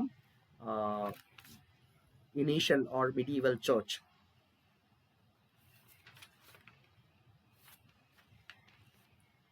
okay, ഇനിയും അതിനെക്കുറിച്ച്, അല്ലെങ്കിൽ orthodox teaching on written and unwritten law, അതിനെക്കുറിച്ച് ഉള്ള ഒരു 4-5 പോയിന്റ്സ് ആണ് ഇനിയും പറയുന്നത്. Orthodox teaching on written and unwritten law. നമുക്ക് എഴുതപ്പെട്ട ബൈബിളുണ്ട്, എഴുതപ്പെടാത്ത ട്രഡീഷനും ഉണ്ട്. അതിനെക്കുറിച്ചുള്ളൊരു discussion. Life tradition of church alone is the sole source of divine revelation. സഭയുടെ സജീവമായ പാരമ്പര്യമാണ് ദൈവിക വെളിപാടുകൾ നമ്മൾക്ക് നൽകുന്നത്. അതാണ് ആദ്യം പറയുന്ന ആശയം. രണ്ടാമത്, written and unwritten doctrine have accepted under conscious fidelium and implemented time to time. സഭയുടെ റിട്ടനായ അല്ലെങ്കിൽ അൺറിട്ടനായ ഡോക്ട്രിൻ അത് സഭ ഏക മനസ്സോടെ, പൂർണ്ണ മനസ്സോടെ അക്സെപ്റ്റ് ചെയ്യുകയും അത് ടൈം ടു ടൈം ഇംപ്ലിമെന്റ് ചെയ്യുകയും വേണം. അവിടെ ഏക മനസ്സോടെ ഒരു തീരുമാനം എടുക്കുക എന്നുള്ള ഒരു ആശയമാണ് രണ്ടാമത് പറയുന്നത്. ആദ്യം പറഞ്ഞത് എന്താണ്? നമ്മുടെ സഭയുടെ ട്രഡീഷൻ, അതിൽ മാത്രമാണ് ഡിവൈൻ റെവലേഷൻ ഉണ്ടാകുന്നത്. ട്രഡീഷനിലാണ് ഡിവൈൻ റെവലേഷൻ. മൂന്നാമത് പറഞ്ഞു വരുന്നത്, written scriptures are the main part of life tradition of the church. ആദ്യം പറഞ്ഞത് ലൈഫ് ട്രഡീഷൻ ആണ് sole source of divine revelation. എന്നാൽ ആ ലൈഫ് ട്രഡീഷന്റെ ഏറ്റവും കാതലായ ഭാഗം, അല്ലെങ്കിൽ ഏറ്റവും കാതലായ വശം എന്ന് പറയുന്നത് റിട്ടൺ സ്ക്രിപ്റ്റേഴ്സ് എന്ന് പറഞ്ഞാൽ ബൈബിളാണ്. അപ്പൊ ബൈബിളിന് വിഭിന്നമായിട്ട് ഒന്നും ഇല്ല എന്നുള്ള ഒരു കാര്യമാണ് പറഞ്ഞു വെക്കുന്നത്. അടുത്തത്, Holy Spirit guides church through all truth. എല്ലാ സത്യത്തിലും നമ്മളെ വഴി നടത്തുന്നത് പരിശുദ്ധാത്മാവാണ്. ആ പരിശുദ്ധാത്മാവ് ഓരോ സത്യങ്ങളും നമുക്ക് വെളിപ്പെടുത്തി തരുമെന്നുള്ളതാണ് സഭയുടെ വിശ്വാസം. And moreover, church denies all tradition which are contradictory to the scriptural truth. വേദപുസ്തകത്തിന് വിരുദ്ധമായ എല്ലാ ട്രഡീഷനുകളെയും സഭ വേണ്ട എന്ന് വെക്കുന്നുണ്ട്, അല്ലെങ്കിൽ അതിനെയൊക്കെ സഭ മാറ്റി നിർത്തുന്നുണ്ട്. അപ്പം നമ്മുടെ പാരമ്പര്യങ്ങളൊക്കെ തന്നെ വേദപുസ്തകത്തിന് അധിഷ്ഠിതമായതാണ് എന്നാണ് ഇവിടെ പറഞ്ഞു വെക്കുന്നത്. അതിന്റെ ബേസിസ് അവിടെയാണ്. മറ്റൊരു കാര്യം, സഭയാണ് വേദപുസ്തകത്തിന് രൂപം കൊടുത്തത്. അപ്പൊ സഭയോടുള്ള ബന്ധത്തിലാണ് വേദപുസ്തകത്തിനെ നമ്മൾ ഇന്റർപ്രറ്റ് ചെയ്യുന്നത്. And moreover, church has the authority to accept and interpret and teach Christian doctrines written in Holy Bible. വേദപുസ്തകത്തിൽ എഴുതിയിരിക്കുന്ന എല്ലാ ഡോക്ട്രിനുകളെയും, എല്ലാ കാര്യങ്ങളെയും അതിനെ അക്സെപ്റ്റ് ചെയ്യാനും ഇന്റർപ്രറ്റ് ചെയ്യാനും പഠിപ്പിക്കുവാനും അവകാശമുള്ളത് സഭയ്ക്കാണ്. So we need to understand that as well. അടുത്തത്, ഓർത്തഡോക്സ് സഭകളുടെ സ്വയം ഭരണം അല്ലെങ്കിൽ autonomy as well as autocephaly എന്ന ആശയങ്ങളെ കുറിച്ചാണ് പറയുന്നത്. ഒന്ന് ഓട്ടോണമിയാണ്. എല്ലാ ഓർത്തഡോക്സ് സഭകൾക്കും, നമ്മൾ ആദ്യം പറഞ്ഞു വെച്ചതുപോലെ തന്നെ എല്ലാ ഓർത്തഡോക്സ് സഭകൾക്കും സ്വയം ഭരണ അവകാശമുണ്ട്, അല്ലെങ്കിൽ ഓട്ടോണമി ഉണ്ട്. അതേപോലെ എല്ലാ ഓർത്തഡോക്സ് സഭകൾക്കും സ്വയം ശീർഷകത്വമുണ്ട്, അല്ലെങ്കിൽ ഓട്ടോസെഫലി, അല്ലെങ്കിൽ ഒരു സുപ്രീം അതോറിറ്റി ഉണ്ട്. ആ സുപ്രീം അതോറിറ്റിയാണ് ആ സഭയുടെ ഹെഡ് എന്ന് പറയുന്നത്. അദ്ദേഹത്തിന്റെ മുകളിൽ വേറെ ആരുമില്ല എന്നുള്ള ഒരു ആശയം, അല്ലെങ്കിൽ സ്വയം ഭരണവും സ്വയം ശീർഷകത്വവും അതെല്ലാ ഓർത്തഡോക്സ് സഭകൾക്കും അവകാശപ്പെട്ടതാണ് എന്ന ആശയമാണ് അടുത്തതായി നമ്മൾ പറഞ്ഞു വരുന്നത്. അങ്ങനെ നമ്മൾ ഒരു യൂണിറ്റ് അവസാനിപ്പിച്ച്, ഏകദേശം ഒരു യൂണിറ്റ് പറയാൻ തന്നെ ഇത്രയും സമയമെടുത്തു. ഇനിയും അടുത്ത യൂണിറ്റിലേക്ക് നമ്മൾ കടക്കുകയാണ്. ഇനിയുള്ള യൂണിറ്റുകൾ കുറച്ചുകൂടി എളുപ്പമാണ്, കാരണം ഒന്നാമത്തെ യൂണിറ്റിലാണ് കാതലായ വേദശാസ്ത്രപരമായ ആശയങ്ങൾ കാണുന്നത്. എന്നാൽ ഇനിയും വരുന്ന യൂണിറ്റുകൾ കുറച്ചുകൂടി എളുപ്പത്തിൽ നമുക്ക് മനസ്സിലാക്കുവാൻ സാധിക്കും, ചരിത്ര സംഭവങ്ങളായതുകൊണ്ട് തന്നെ. യൂണിറ്റ് 2 പ്രധാനമായും പറഞ്ഞു വെക്കുന്നത് സഭയുടെ ഡിവിഷൻസ് ആണ്. എപ്രകാരം സഭകൾ ഡിവൈഡായി, അതിൻ്റെ ഒരു ഹിസ്റ്റോറിക്കൽ ഓവർവ്യൂ ആണ്.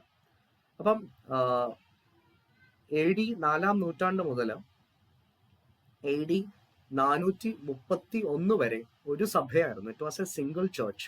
ഏക സഭ എന്നുള്ള ആശയം AD 431 വരെ ഉണ്ടായിരുന്നു എന്നാണ് പിതാക്കന്മാർ നമ്മെ പഠിപ്പിക്കുന്നത്. പല സ്ഥലങ്ങളിൽ വിവിധ സഭകളായി നിലകൊണ്ടിരുന്നുവെങ്കിലും ആശയങ്ങളെല്ലാം തന്നെ സെയിം ആയിരുന്നു, അല്ലെങ്കിൽ വിശ്വാസ സത്യങ്ങളെല്ലാം തന്നെ ഒന്നായിരുന്നു. So it was a single church in faith, but even though it was in different places. എന്നാൽ 431 AD 431 എഫേസോസ് സുന്നതോസ് കൂടുന്നുണ്ട്. നെസ്തോറിയൻ വിശ്വാസത്തെ നിരാകരിക്കാൻ വേണ്ടിയാണ് എഫേസോസ് സുന്നതോസ് കൂടുന്നത്. Ephesus സുന്നതോസ് denounced the Nestorian teaching. And what was Nestorian teaching? അതിനെക്കുറിച്ച് ആണ് നമ്മൾ അടുത്തത് ഡിസ്കസ് ചെയ്യുന്നത്. 2 ആശയങ്ങളുണ്ട് നെസ്റ്റോറിയന്റെ ടീച്ചിങ്ങിൽ.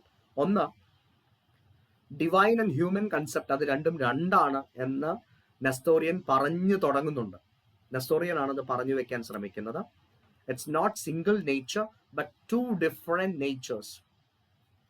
യേശുവിലുള്ള മനുഷ്യത്വവും ദൈവത്വവും. So the divine and human presence within Jesus Christ are 2 different എന്നാണ് 2 different natures എന്നാണ് നെസ്റ്റോറിയൻ പറഞ്ഞു പഠിപ്പിച്ചത്. അത് മാത്രമല്ല, നെസ്റ്റോറിയന്റെ മറ്റൊരാശയം, പരിശുദ്ധ ദൈവമാതാവിനെ ദൈവമാതാവ് എന്ന് വിളിക്കാൻ പാടില്ല, മറിച്ച് ക്രിസ്തുവിന്റെ അമ്മ എന്ന് വിളിക്കാം എന്നാണ് അദ്ദേഹം പറഞ്ഞു വെച്ചത്. So it's not Theotokos, God bearer എന്നുള്ള തെയോട്ടോക്കോസ് എന്നുള്ള ഗ്രീക്ക് ടേമിൽ നിന്ന് മാറ്റി ക്രിസ്റ്റോട്ടോക്കോസ് എന്ന ടേമിലേക്ക് മാറണം. Rather than God bearer, Christ bearer എന്ന വാക്കിലേക്ക് മാറണം എന്നുള്ള ഒരു ആശയം. അതിനെ പിതാക്കന്മാര് വേദവിപരീതം എന്ന് പറഞ്ഞു തള്ളി. So the synod of Ephesus consider the Nestorian teaching as a heresy and excommunicated him. എന്നാൽ അങ്ങനെ എക്സ്കമ്മ്യൂണിക്കേറ്റ് ചെയ്തതിലൂടെ കുറച്ചു വിഭാഗം അദ്ദേഹത്തെ അനുസരിക്കുന്നവരായി മാറി. പേർഷ്യൻ സമൂഹത്തിലും നെസ്റ്റോറിയൻ വിശ്വാസം ഉണ്ടായിരുന്നുവെന്നും ആ നെസ്റ്റോറിയൻ വിശ്വാസം പേർഷ്യൻ സഭയോട് നമ്മൾ ബന്ധപ്പെട്ടിരുന്നപ്പോൾ ഇന്ത്യയിലും വന്നിട്ടുണ്ടെന്നാണ് നമ്മൾ ചരിത്രത്തിൽ നമുക്ക് കാണാൻ സാധിക്കുന്നത്. സോ 431 എഫേസോസ് സുന്നഹദോസിലൂടെ ആദ്യ വിഭജനം ഉണ്ടായി. ആൻഡ് അടുത്തത് വരുന്ന ഒരു പ്രധാന വിഭജനം 451 കൽക്കദൂൻ synod. AD 451, due to Calcutta Synod, another division happened in church. Over there, Byzantine Orthodox churches and Roman Catholic Church, they stood together. Byzantine Orthodox Church and Roman Catholic, അവർ രണ്ടുപേരും കൽക്കദോൻ സുന്നഹദോസിനെ അംഗീകരിച്ചു. എന്നാൽ ഓറിയന്റൽ ഓർത്തഡോക്സ് സഭകൾ എന്നുള്ള ചെറിയ വിഭാഗം കൽക്കദോൻ സുന്നഹദോസിനെ അംഗീകരിക്കാതെയും നിലനിന്നു. കൽക്കദോൻ സുന്നഹദോസിന്റെ പ്രധാന ആശയം എന്ന് പറഞ്ഞാൽ two different nature of Jesus, അതായത് ഡിവൈൻ ആൻഡ് ഹ്യൂമൻ എന്നുള്ള രണ്ട് ഡിഫറെന്റ് നേച്ചർ ആണ് എന്നാണ് കൽക്കദൂൻ സുന്നഹദോസിനെ അക്സെപ്റ്റ് ചെയ്തവര്. അവരെ കാൽക്കദൂൻ ചേർച്ചസ് എന്ന് പറയും. അവര് രണ്ട് സ്വഭാവം, ഇരു സ്വഭാവവാദികൾ എന്നാ പറയുന്നത്. രണ്ട് സ്വഭാവം സെപ്പറേറ്റ് ആയിട്ട് നിന്നു എന്നാണ് അവർ പറയുന്നത്. So they believe that the divine presence as well as the human presence in Jesus Christ stood as two different entities. But Oriental Orthodox churches believe that it one nature, ഒരു സ്വഭാവമേ ഉള്ളൂ, ഏക സ്വഭാവവാദികൾ എന്നാണ് അവരെ അറിയപ്പെട്ടത്. അവരെയാണ് നോൺ കാൽക്കദിയൻ ചേർച്ചസ് എന്നറിയപ്പെടാൻ തുടങ്ങി, oriental orthodox church. പിന്നീടാണ് ഈ പേരുകളൊക്കെ വരുന്നത്. ഓറിയന്റൽ ഓർത്തഡോക്സ് ചർച്ച് എന്നുള്ള പേരുകളൊക്കെ ആ സമയത്തുള്ളതല്ല, വളരെ വൈകിയാണ് ആ പേരുകളൊക്കെ ഉണ്ടാകുന്നത്. അപ്പം ആദ്യത്തെ division AD 431 due to Ephesus സുന്നഹദോസ് while we excommunicated Nestorian. Second division എന്ന് പറയുന്നത്, സെക്കൻഡ് മേജർ ഡിവിഷൻ എന്ന് പറയുന്നത് 451 ഡ്യൂ ടു കാൽക്കദോൻ സുന്നഹദോസ്. Byzantine Orthodox churches and RC church stood together and Oriental Orthodox church stood apart. പിന്നീടുള്ള പ്രധാനമായ വിഭജനം വരുന്നത് AD 1054 AD 1054 ഫിലോക്യവാദത്തിലൂടെ, ദ ഫാലസി ഓഫ് ഫിലോക്കെ, അതിലൂടെയാണ് അടുത്തൊരു ഡിവിഷൻ വരുന്നത്.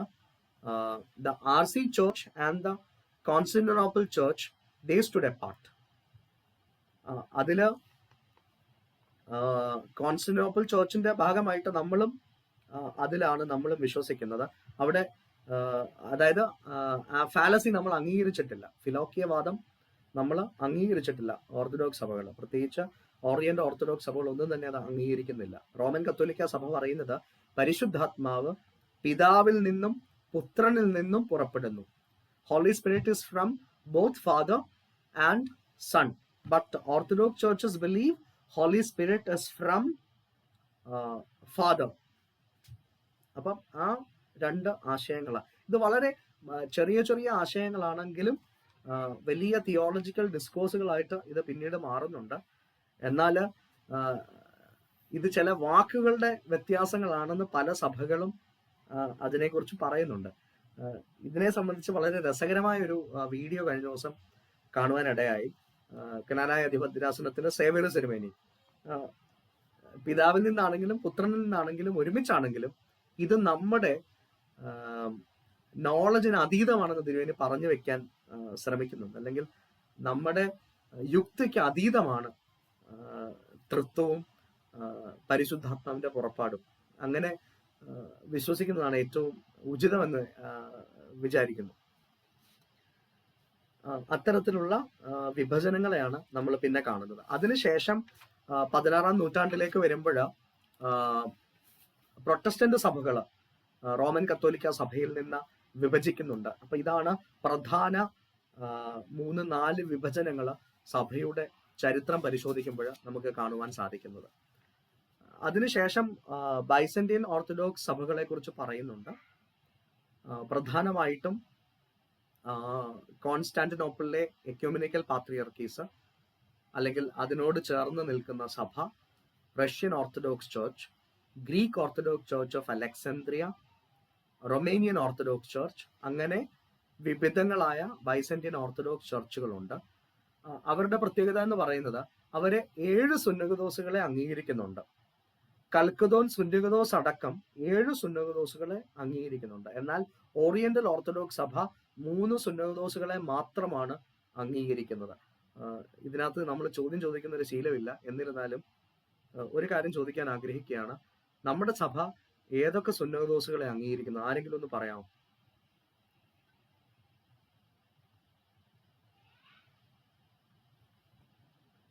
പറഞ്ഞില്ലെങ്കിൽ ടൈപ്പ് ചെയ്ത്. അതെ, നിക്ക സുന്നഹദോസ് 325 നിക്ക സുന്നഹദോസ്.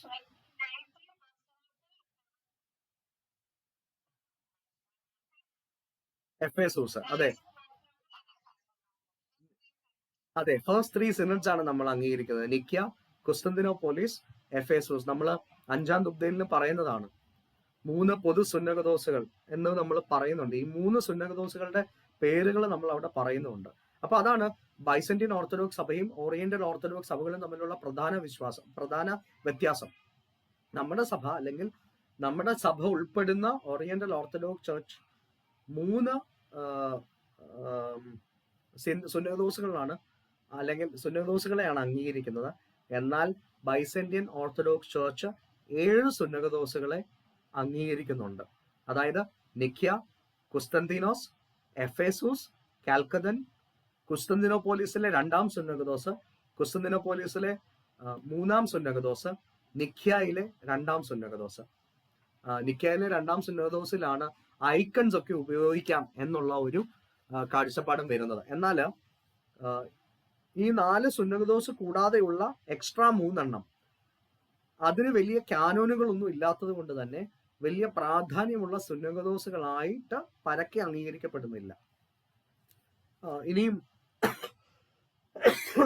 റോമൻ കത്തോലിക്ക സഭയിലേക്ക് പോകുമ്പോൾ ടോട്ടൽ 21 സുന്നഹദോസുകൾ അവര് അംഗീകരിക്കുന്നുണ്ട്, റോമൻ കത്തോലിക്ക സഭ. അപ്പൊ ഇതാണ് പ്രധാന ഒരു വ്യത്യാസങ്ങൾ എന്ന് പറയുന്നത്. അപ്പം ഈ സഭകളുടെയൊക്കെ ഐക്യം ഉണ്ടാവാൻ സാധ്യതയില്ലാത്തത് ഈ സുന്നഹദോസുകളെയൊക്കെ അംഗീകരിക്കുന്നതിനുള്ള വ്യത്യാസം കൂടിയാണ്. അത് നമ്മുടെ തുടർന്നുള്ള പാഠത്തിൽ സഭകളുടെ ഐക്യം എന്നുള്ള ഒരു ഭാഗത്ത് അതിനെക്കുറിച്ച് വ്യക്തമായി പറയുന്നുണ്ട്. പല കാരണങ്ങൾ കൊണ്ട് ഐക്യം നടക്കുന്നില്ല. So the unification of church is not happening because of the acceptance and rejection of various synods accordingly as we discussed.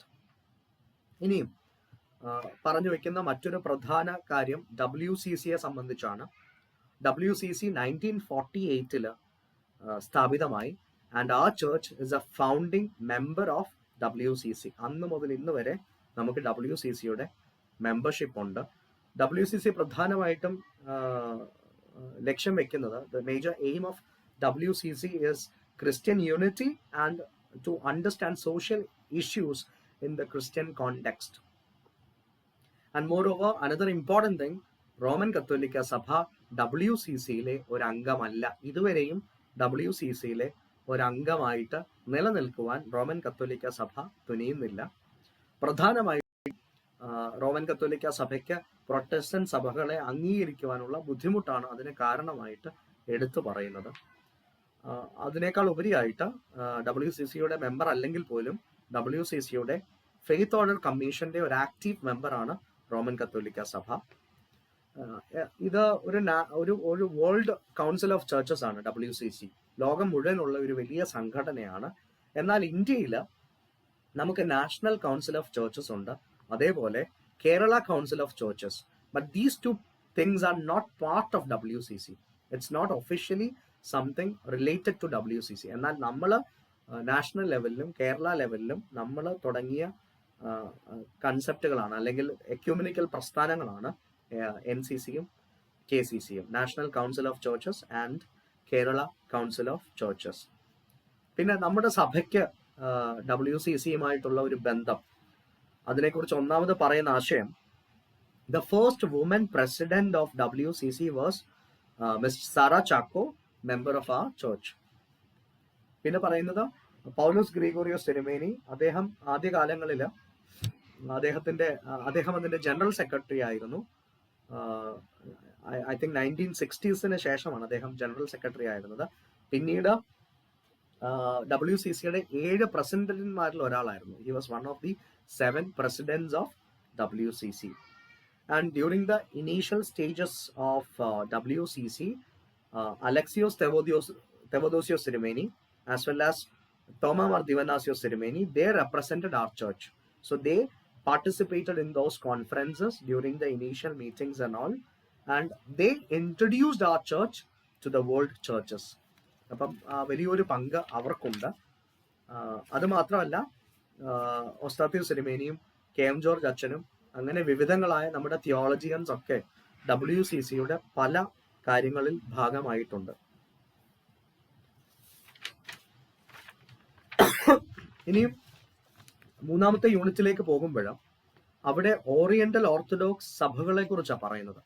പ്രധാനമായിട്ട് 6 ഓറിയന്റൽ ഓർത്തഡോക്സ് സഭകളുണ്ട്. പുതുതായിട്ട് രൂപം കൊടുത്ത എറത്രിയൻ ഓർത്തഡോക്സ് സഭയെ ഉൾപ്പെടുത്തി. ആദ്യമായിട്ട് ഇവിടെ പറയുന്നത് കോപ്റ്റിക് സഭയെ കുറിച്ചാണ്. കോപ്റ്റിക് സഭ സ്ഥാപിച്ചത് സെയിന്റ് മാർക്കാണ്. Saint mark was the disciple of Saint Peter. അപ്പൊ സെയിന്റ് മാർക്കാണ് അവിടെ ഇത് സ്ഥാപിച്ചത്. അതിനുശേഷം ബർത്തലോമിയോ അവിടെ ഉണ്ടായിരുന്നു എന്ന് പറയപ്പെടുന്നുണ്ട്. മറ്റൊരു പ്രത്യേകത, കോപ്റ്റിക് ഓർത്തഡോക്സ് ചർച്ചിന്റെ തലവനെ പോപ്പ് എന്നാണ് അഭിസംബോധന ചെയ്യുന്നത്. The head of Coptic Orthodox Church, even though he is a patriarch, he is known as Pope. So Pope Theodoros II is the current Pope of Coptic Church. And another important aspect, Coptic Church suffered a lot due to the persecution of Christians in Egypt. ഈജിപ്തിൽ സഭയ്ക്ക് വലിയ പീഡനങ്ങൾ ഉണ്ടായപ്പോൾ അവിടുത്തെ സഭയ്ക്ക് വലിയ ബുദ്ധിമുട്ടുകൾ ഉണ്ടായിട്ടുണ്ട്. ഇതിനു മുമ്പുണ്ടായിരുന്ന പോപ്പ്, മലങ്കര സഭയുടെ ഒരു വലിയ സുഹൃത്തായിരുന്നു അദ്ദേഹം, പോപ്പ് ഷെനൗഡ മൂന്നാമൻ. അദ്ദേഹം മലങ്കര സന്ദർശിക്കുകയൊക്കെ ചെയ്തിട്ടുണ്ട്, നമ്മുടെ ഔദ്യോഗിക അതിഥിയായിട്ട് നമ്മുടെ ഫംഗ്ഷനുകളിലൊക്കെ. അദ്ദേഹത്തെ ഇടക്കാലങ്ങളിൽ വീട്ടുതടങ്കലിലായിരുന്നുവെന്ന് പറയപ്പെടുന്നുണ്ട്. അപ്പം അങ്ങനെയുള്ള ചില ബുദ്ധിമുട്ടുകൾ, പേഴ്സിക്യൂഷന് ആ സഭയിൽ ഉണ്ടായിരുന്നു. മറ്റൊരു പ്രധാന ആശയം അലക്സാന്ദ്രിയൻ സ്കൂൾ ഓഫ് തോട്ടാണ്. അതായത് it's a theological school of thought over there in Alexandria. വളരെ ഫേമസ് ആയിരുന്ന അലക്സാന്ദ്രിയൻ സ്കൂൾ ഓഫ് തോട്ട്, പക്ഷേ കാൽക്കദൻ വിശ്വാസത്തിന് ശേഷം അത് ഡിമിനിഷ് ആകുന്നതാണ് നമുക്ക് കാണാൻ സാധിക്കുന്നത്. ആൻഡ് മോർ ഓവർ അവരുടെ ഒരു പ്രധാന കൺസെപ്റ്റ് എന്ന് പറഞ്ഞാൽ വേദപുസ്തകത്തെ അലിഗറിക്കലായിട്ട് അവർ ഇന്റർപ്രറ്റ് ചെയ്തിരുന്നു. അലിഗറിക്കൽ എന്ന് പറയുമ്പോൾ ഭാവനയ്ക്ക് അതീതമായിട്ട്, ഭാവനയോട് ചേർത്ത് നിർത്തി, ഭാവനയ്ക്ക് അതീതമല്ല, ഭാവനയോട് ചേർത്ത് നിർത്തി വേദപുസ്തകത്തെ വ്യാഖ്യാനിക്കുന്ന ഒരു ശൈലി അലക്സാന്ദ്രിയൻ സ്കൂൾ ഓഫ് തോട്ടിനുണ്ടായിരുന്നു, which was totally different from Antiochian school of thought. നമ്മൾ അതിലേക്കാണ് ഇനിയും അടുത്തത് പോകുന്നത്. അപ്പം ആദ്യം നമ്മൾ പറഞ്ഞത് കോപ്റ്റിക് സഭയെക്കുറിച്ചാണ്. ഹിസ്റ്ററി ആയതുകൊണ്ട് തന്നെ നമുക്കിത് വായിച്ചാൽ പെട്ടെന്ന് മനസ്സിലാകുന്ന ആശയങ്ങളാണ്.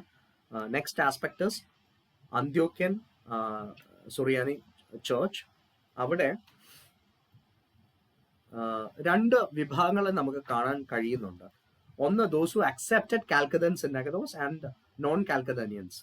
അപ്പം ആ ഒരു ഫ്രീക്വൻസിയിൽ അവിടെ ഇങ്ങനെ ചേഞ്ചസ് വരുന്നുണ്ട്. കാരണം കാൽക്കദോനിയെ അക്സെപ്റ്റ് ചെയ്യുന്ന റൂളേഴ്സ് വരുമ്പോൾ കാൽക്കദോൻ ചർച്ചിനും, നോൺ കാൽക്കദോനിയെ അക്സെപ്റ്റ് ചെയ്യുന്ന റൂളേഴ്സ് വരുമ്പോൾ നോൺ കാൽക്കദോനിയൻ ചർച്ചിനും അവിടെ പ്രോമിനൻസ് വരുന്നുണ്ട്. ഒരു ചർച്ചാണെങ്കിലും ആ ഒരു ബൈർഫിക്കേഷൻ അവിടെ ഉണ്ടായിരുന്നു. അങ്ങനെ ഒരു internal tensions were present in that church. അതിന്റെ ഒരു ഉത്തമ എക്സാമ്പിൾ ആണ് പീറ്റർ ദ ഫുള്ളർ പാത്രിയർക്കീസ്. പത്രോസ് കാസോറോ എന്ന് പറയുന്ന പാത്രിയർക്കീസ്, അദ്ദേഹം പല സമയം അദ്ദേഹത്തിന്റെ സ്ഥാനത്തിലേക്ക് വരും, പിന്നീട് തിരികെ പോകും, പിന്നീട് തിരികെ വരും. Why? Because rulers are changing and the head of churches is also changing accordingly. ആ ഒരു ശൈലി അവിടെ ഉണ്ടായിരുന്നു. ആൻഡ് പീറ്റർ ദ ഫുള്ളറിനെ കുറിച്ച് പറയുമ്പോൾ നമ്മൾ പറയേണ്ട മറ്റൊരു ഇമ്പോർട്ടൻറ്റ് കാര്യം, നമ്മുടെ ത്രൈശുദ്ധ കീർത്തനത്തിൽ അല്ലെങ്കിൽ ദൈവമേ നീ പരിശുദ്ധനാകുന്നു, ഹോളി ആർ ദ ഓൾമൈറ്റി എന്നുള്ള നമ്മുടെ ആ പ്രേയറിൽ അവസാനത്തെ ഞങ്ങൾക്ക് വേണ്ടി ക്രൂശിക്കപ്പെട്ടവനെ എന്നുള്ളത് ചേർത്തത് പീറ്റർ ദ ഫുള്ളർ എന്ന പാത്രിയർക്കീസ് ആണ്. അതാണ് അദ്ദേഹത്തെ കുറിച്ച് പറയുന്ന. It can be a question, so you can note it down. അതാണ്. പിന്നീട് യാക്കോബ് റുദ്ധാന എന്ന് പറയുന്ന ബിഷപ്പിന്റെ കാലഘട്ടത്തിലാണ് നോൺ കാൽക്കദേനിയൻ ചർച്ച് പ്രോമിനന്റ് ആകുന്നത്. അതിനുശേഷം നോൺ കാൽക്കദേനിയൻ ചർച്ചാണ് അന്ത്യോക്യൻ സുറിയാനി സഭയിൽ വളരെ പ്രോമിനന്റ് ആയി വന്നത്. യാക്കോബ് ബുർദാന ഏറ്റവും അധികം അച്ഛന്മാരെയൊക്കെ പട്ടം കൊടുത്ത് അങ്ങനെ അവിടുത്തെ ബുദ്ധിമുട്ടുകൾക്കൊക്കെ ഒരു പരിഹാരം ഉണ്ടാക്കിയ വലിയൊരു പിതാവാണ്. യാക്കോബ് ബുർദാന എന്ന അദ്ദേഹത്തിന്റെ പേരിൽ നിന്നാണ് യാക്കോബക്കാർ എന്ന പേര് തന്നെ രൂപപ്പെട്ടത്. അതിനുശേഷം 7th സെഞ്ചുറിയോടുകൂടി അന്ത്യോക്യൻ ചർച്ച് പേർഷ്യയിലേക്ക് കൂടി വ്യാപിച്ചു. Nestorian became non Chalcedonian. നമ്മൾ ഓൾറെഡി പറഞ്ഞു പേർഷ്യയിലെ നെസ്റ്റോറിയൻസ് ആയിരുന്നു ഉണ്ടായിരുന്നത്. ആ നെസ്റ്റോറിയൻസ് ഒക്കെ തന്നെ നോൺ കാൽക്കദേനിയനായിട്ട് മാറുകയാണ്. And by 7th century the title of Mafriana was given to the church leader in Persia. പേർഷ്യയിൽ ഉണ്ടായിരുന്ന ചർച്ച് ലീഡറിന് മഫ്രിയാന എന്ന് പറയുന്ന ടൈറ്റിൽ കൊടുത്തു. 13ാം നൂറ്റാണ്ട് വരെ ആ ടൈറ്റിൽ ഉണ്ടായിരുന്നു. But it was up to Gregorios Bar Hebraeus. അതിനുശേഷം what happen to the title we don't know exactly what happen. The church is very prominent in Turkey, Syria, Europe, and even in India right now. ഇപ്പോഴത്തെ പാത്രിയർക്കീസിന്റെ പേര് അപ്രേം കരീം രണ്ടാമൻ എന്നതാണ്. And more over ഈ സഭയ്ക്കുള്ളൊരു മറ്റൊരു പ്രത്യേകത, നമ്മൾ അന്ത്യോക്യൻ സഭകളുടെ അല്ലെങ്കിൽ അന്ത്യോക്യൻ സിറിയക് ഓർത്തഡോക്സ് ചർച്ചിന്റെ വീഡിയോസ് ഒക്കെ കാണുമ്പോൾ അനേകം ഷമ്മാശന്മാരെ നമുക്ക് അവിടെ കാണുവാൻ സാധിക്കും. സോ അധികം ആളുകൾക്ക് ഷമ്മാശ പട്ടമൊക്കെ കൊടുക്കുന്ന ഒരു ശൈലി, അല്ലെങ്കിൽ മദ്ബഹായിൽ കയറുന്നവരെല്ലാം തന്നെ കോറൂയന്മാരോ യൗപുത്യന്മാരോ അല്ലെങ്കിൽ പൂർണ്ണ ഷമ്മാശന്മാരോ അങ്ങനെയുള്ള വിവിധ ഷമ്മാശ സ്ഥാനികൾ അവിടെയുണ്ട്. മാത്രമല്ല അതോടൊപ്പം അവർ ജോലിയും ചെയ്യുന്നവരാ. ആ ഒരു ശൈലി അന്ത്യോക്യൻ സുറിയാനി സഭയിലുണ്ട്. അടുത്തത് കാണുന്നത് എത്യോപ്യൻ ഓർത്തഡോക്സ് ചർച്ചാണ്. എത്യോപ്യൻ ഓർത്തഡോക്സ് ചർച്ചിന് എടുത്തു പറയുന്ന ഒരു കാര്യം അവരുടെ ജൂയിഷ് ട്രഡീഷനിലുള്ള ഇൻഫ്ലുവൻസാണ്. പരിച്ഛേദന എന്ന് പറയുന്ന കൺസെപ്റ്റ്, സർക്കംസെഷൻ ഇപ്പോഴും എത്യോപ്യൻ ചർച്ചിൽ ഫോളോ ചെയ്യുന്നുണ്ടെന്നാണ് ഈ പുസ്തകത്തിൽ, അതെനിക്ക് ഒരു പുതിയ അറിവായിട്ടാണ് മനസ്സിലാക്കാൻ കഴിഞ്ഞത്. ഇപ്പോഴും എത്യോപ്യൻ സഭയിൽ പരിച്ഛേദന ഉണ്ടെന്നാണ് നമ്മുടെ ഈ പുസ്തകം നമ്മളെ പഠിപ്പിക്കുന്നത്. അതാണ് അവരുടെ ഏറ്റവും വലിയൊരു ആശയം. പിന്നീട് ഒരു 9 വിശുദ്ധന്മാരുടെ ആഗമനം, അതിനുശേഷമാണ് എത്യോപ്യയിൽ ഉടനീളം ക്രിസ്ത്യാനിറ്റി വളരുന്നതും അല്ലെങ്കിൽ അത് പ്രോമിനന്റ് ആകുന്നതും. അവിടുത്തെ സന്യാസികൾ അവിടുത്തെ പ്രാദേശിക ഭാഷയായ ഗീസ് പഠിച്ച് ഗീസ് എന്ന ലാംഗ്വേജിലേക്ക് they translated the text. So likewise it was a wonderful experience for those people to understand scripture in their own language. ആ ഒരു വലിയ ബെനിഫിറ്റ് അവർക്ക് ഈ വിശുദ്ധന്മാരുടെ ആഗമനത്തിലൂടെ കിട്ടി. അതിനുശേഷം മറ്റൊരു കാര്യം, ഈ എത്യോപ്യൻ സഭ അലക്സാന്ദ്രിയൻ സഭയുടെ ബന്ധത്തിലാണ്. It was somewhat under Alexandrian church. കാരണം കുറെ അധികം കാലത്ത് ഇവരുടെ മെത്രാപ്പൊലിത്തന്മാരെല്ലാവരും തന്നെ okay, I got a message here. Ethiopian Church, I'll read that. Ethiopian Church uses original Septuagint translation. They have around 78 books in OT. Okay, Septuagint translation ആണ് അവർ use ചെയ്യുന്നത്. Okay, understood. അപ്പൊ അവർ അലക്സാന്ദ്രിയൻ സഭയോടുള്ള ബന്ധത്തിലാണ് കഴിഞ്ഞിരുന്നത്. Because all their bishops were consecrated from Alexandrian church. And പ്രാദേശിക ആളുകളെ അല്ല, ഈവൻ എത്യോപ്യക്കാരെ പോലും അവർ മെത്രാപ്പൊലിത്തന്മാരാക്കത്തില്ലായിരുന്നു. Alexandrian church would like to appoint Alexandrian bishop, but later it got changed.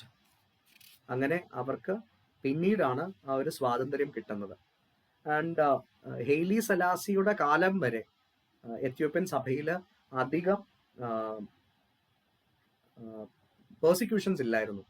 എന്നാൽ ഹെയ്ലി സലാസിക്ക് ശേഷം വന്ന സോഷ്യലിസ്റ്റ് ഗവൺമെന്റ് വളരെ ബുദ്ധിമുട്ടുകൾ അവർക്ക് ഉണ്ടാക്കി കൊടുത്തു. So they were living freely under the rule of Haile Selassie. I hope we all know who is Haile Selassie.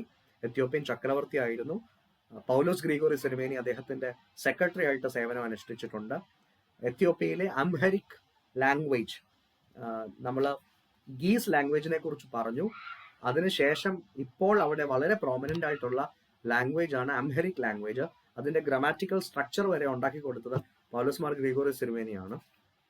അപ്പം ആ ഒരു കണക്ഷനും നമ്മുടെ സഭയും എത്യോപ്യൻ സഭയും തമ്മിലുണ്ട് എന്നുള്ളതാണ് എടുത്തു പറയേണ്ട ഒരു ആശയമാണ്. ആബൂന പൗലോസ് ആയിരുന്നു അവരുടെ കാതോലിക്ക അല്ലെങ്കിൽ പാത്രിയർക്കീസ് എന്ന് അറിയപ്പെട്ടത്. ഇപ്പോഴും അദ്ദേഹം തന്നെയാണോ എന്നുള്ളതിൽ സംശയമുണ്ട്. അതിനുശേഷം പറയുന്നതാണ് എരിട്രിയൻ ഓർത്തഡോക്സ് സഭ. എരിട്രിയൻ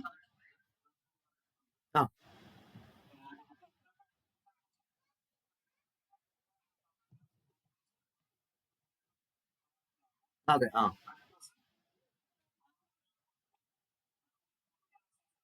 യെസ് കറക്റ്റ് ആണ്. അതെ, ആബുന മത്യാസ് ആണ്. ആബുന പൗലോസ് ആണ് നമ്മുടെ MGOCismന്റെ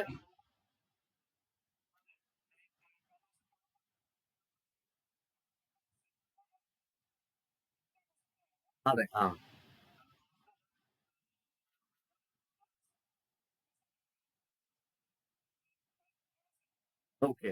ഓക്കെ താങ്ക്സ് അച്ഛാ, ഞാൻ കൺഫ്യൂസ്ഡ് ആയിരുന്നു അവിടെ. ഓക്കെ, അടുത്തത് എരിട്രിയൻ ഓർത്തഡോക്സ് സഭയാണ്. ഓറിയന്റൽ ഓർത്തഡോക്സ് സഭകളിലെ ഏറ്റവും ലാസ്റ്റിൽ വന്ന, അല്ലെങ്കിൽ that is a last oriental orthodox church to form or to become independent, Eritrean orthodox church. അത് എത്യോപ്യൻ ഓർത്തഡോക്സ് ചർച്ചിന്റെ ഒരു ഭാഗമാണ്. എന്നാൽ വളരെ റീസെന്റ് 1993 ശേഷം അവര് കുറച്ചൊക്കെ സ്വാതന്ത്ര്യം കിട്ടി പുറത്തു വന്നു. എന്നാൽ 1998 അവർക്ക് ഒരു പാട്രിയർക്കീറ്റും കാര്യങ്ങളും ഉണ്ടാകുന്നത്. അങ്ങനെ ഒരു സെപ്പറേറ്റ് സമൂഹമായിട്ട് എറിട്രിയൻ ഓർത്തഡോക്സ് സഭയും നിലനിൽക്കുന്നുണ്ട്. അടുത്തത് അർമീനിയൻ ഓർത്തഡോക്സ് സഭയാണ്. അർമീനിയയിൽ ഏറ്റവും കൂടുതലുള്ളത്, അല്ലെങ്കിൽ അർമീനിയൻ ഓർത്തഡോക്സ് സഭാ വിശ്വാസികളാണ് എന്ന് പറയുന്നതാണ്. എച്ച്മിയാഡ്സിലാണ് അവരുടെ ആസ്ഥാനം. 4-ാം നൂറ്റാണ്ടിന്റെ ആരംഭത്തില് ഗ്രിഗറി ദ ഇലൂമിനേറ്റർ എന്ന ആള് അദ്ദേഹത്തിന്റെ പ്രവർത്തനത്തിന്റെ ഫലമായിട്ടാണ് ഈ സഭ അതിന്റെ ശരിയായ വളർച്ചയിൽ എത്തിയതെന്നാണ് പറയപ്പെടുന്നത്. അപ്പോസ്തലന്മാരായ തദ്ദായി and ബർത്തലോമസ്, they were considered as the founders of this church. അപ്പം ഇവിടെയും അപ്പോസ്തോലിക പാരമ്പര്യമുള്ള സഭയാണ്. അതാണ് അർമീനിയൻ സഭ. ഈ സഭയുടെ കീഴിൽ കാതോലിക്കോസ്, ഒരു സുപ്രീം കാതോലിക്കോസും അദ്ദേഹത്തിന്റെ കീഴിൽ പാത്രിയോർക്കീസന്മാരുമുള്ള സഭയാണ്.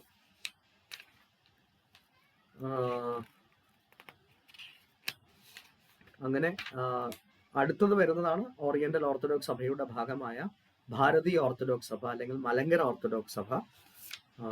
നമ്മുടെ സഭയെക്കുറിച്ചുള്ള ഡീറ്റെയിൽഡായ ഒരു ചരിത്രത്തിന്റെ കാര്യമൊക്കെ ഇവിടെ പറയുന്നുണ്ട്.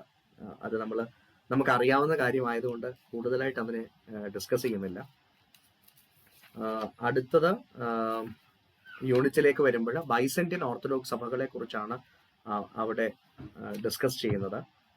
ബൈസന്റിയൻ ഓർത്തഡോക്സ് സഭകളിൽ അവിടെ 4 പുരാതന പാട്രിയർക്കിയേറ്റുകളെ കുറിച്ച് പറയുന്നുണ്ട്.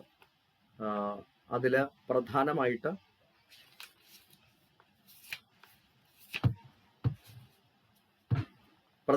അവിടെ കുസ്തന്തിനോപ്പോലിസിലെ എക്യൂമെനിക്കൽ പാട്രിയർക്കേറ്റ്, അതിനുശേഷം അലക്സാന്ദ്രിയയിലെ പാട്രിയർക്കേറ്റ്, അന്ത്യോക്യയിലെ പാട്രിയർക്കേറ്റ്, അവസാനമായിട്ട് യെറുശലേമിലെ പാട്രിയർക്കേറ്റ്.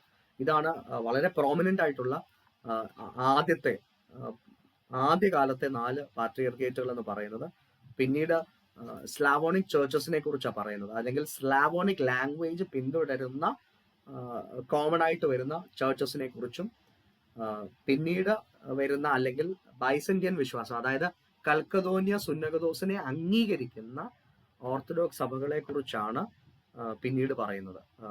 ബൈസന്റിയൻ ഓർത്തഡോക്സ് സഭ, അത് സഭകളുടെ ചരിത്രമായതുകൊണ്ട് നമുക്കിത് വായിച്ച് പഠിക്കുന്നതായിരിക്കും ഉചിതം. അറൌണ്ട് ഒരു 9:40 ആയതുകൊണ്ട് വൈൻഡപ്പ് ചെയ്യാൻ ഉദ്ദേശിക്കുകയാണ്. So if you have any questions, you can kindly ask. Otherwise, we can wind up.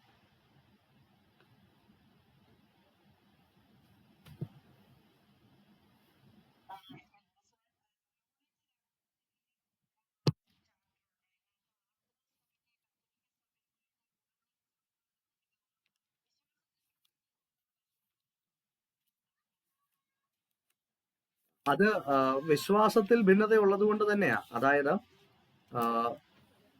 Orthodox സഭയ്ക്ക് കുർബാന സംസർഗം ഉള്ളത് ഓറിയന്റൽ ഓർത്തഡോക്സ് സഭകളോട് മാത്രമാണ്. അതൊന്ന് ഈ സുന്നതദോസുകൾ അതിന്റെ പ്രധാന അടിസ്ഥാനം എന്ന് പറയുന്നത് ഈ സുന്നതദോസുകൾ അംഗീകരിക്കാത്ത അല്ലെങ്കിൽ വിശ്വാസ സംബന്ധമായ വ്യതിയാനങ്ങൾ ഉള്ളത് കൊണ്ടാണ്.